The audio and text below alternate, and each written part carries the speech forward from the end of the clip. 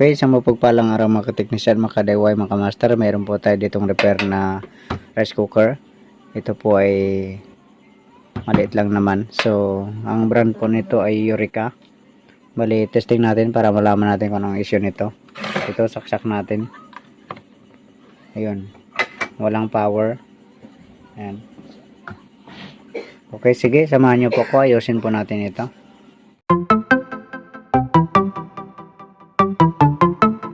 Okay, ito nabuksan na natin. So, ayan. Ito ang kanyang thermal fuse. Ayan, nakabalot na yan. Tapos ito yung switch niya. Ito yung magnet sa loob. Okay, check natin. Bali, ang gamitin natin ay digital. So, i-buzzer lang natin. So, itong fuse check natin. Dito na tayo mag-abang sa sa cord. Nakasaksak naman eh. Ito. So, dito tayo mag-abang. Check natin yung isang connection. Dito papunta yung isa. Ayan. May isa naman dito. So, wala. Lipat natin sa kabila. Ayan.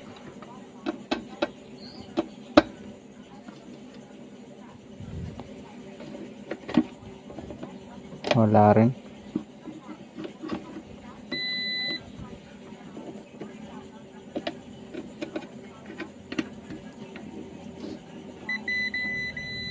Ayan. So, itong isa sa may thermal fuse banda. Ayan, dito. Tagos naman. Pagdating dito, wala na. Dito sa isa, isang koneksyon. Ayun. Tagos naman dito. So, open ang open ang thermal fuse. Sige, palitan natin ito. Ito, palitan natin. Ito, natanggal na natin.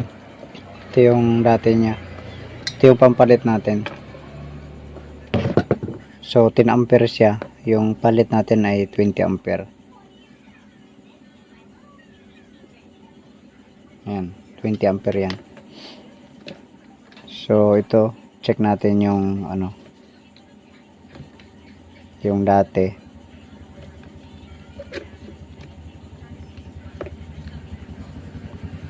Ayan.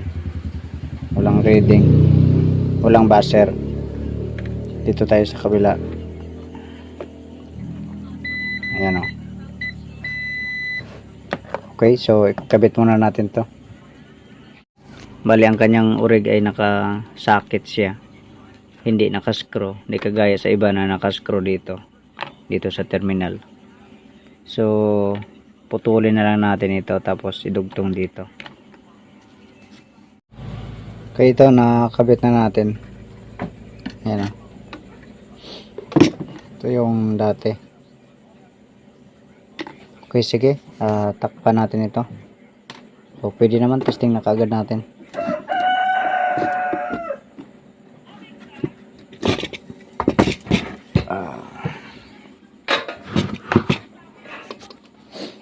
Saksak natin. Ayun. Warm na.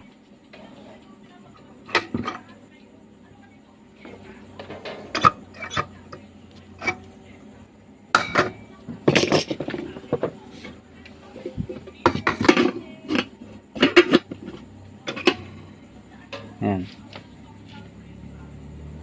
Cook naman yan.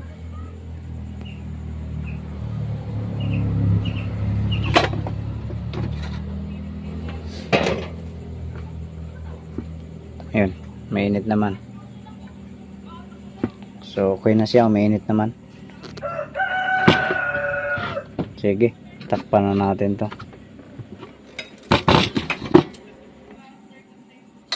Ito, natakpan na natin. Saksak natin ulit. Ayan.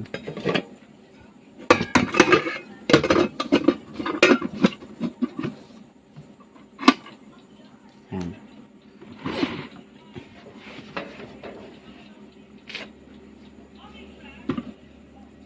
So ito ng ano na to, itong fuse na. Pwede naman ito jumperan, yung 4 amperes lang na fuse. Kaya lang dapat balutin din siya ng ano. Ito. Ganito. Hindi na natin nabalot yung ano na yun. Kasi hindi magkasya. Pero pwede nating balutin ito. Okay. Bunutin natin. Yan. Mainit na mainit na. Hindi ko na mahawakan, no? Sa init. Okay, sige. Hanggang dito na lang video natin. God bless po sa inyong lahat.